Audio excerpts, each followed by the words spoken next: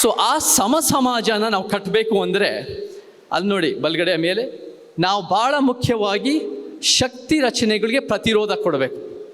ಪ್ರತಿಯೊಂದು ನಿಂತಿರೋದು ಪವರ್ ಸ್ಟ್ರಕ್ಚರ್ಗಳ ಮೇಲೆ. ಜಾತಿ, ಲಿಂಗ, ವರ್ಗ, ಭಾಷೆ, ಉದ್ಯೋಗ, ಸಾಂಸ್ಕೃತಿಕ, ಶಿಕ್ಷಣ, ಆರೋಗ್ಯ, ಕ್ರೀಡೆ ಇವೆಲ್ಲ ಶಕ್ತಿ ರಚನೆಗಳು. ಆ ಶಕ್ತಿ ರಚನೆಗಳನ್ನ ಹೆಂಗೆ ಪ್ರತಿರೋಧ ತರೋದು?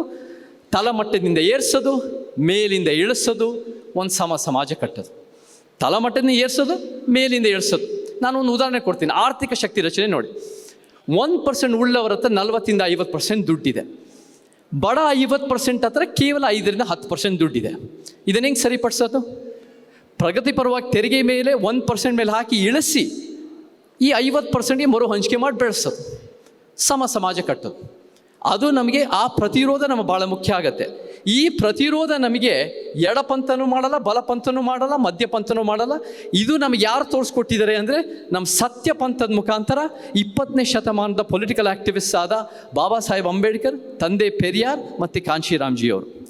1935ರಲ್ಲಿ Baba Saheb Ambedkar independent labour party ಅಂತ ಕಟ್ಟಿ 17 ಸೀಟ್ನಲ್ಲಿ ಅವ್ರ ಸೀಟ್ ಸೇರಿ 15 ಸೀಟ್ ಗೆಲ್ತಾರೆ.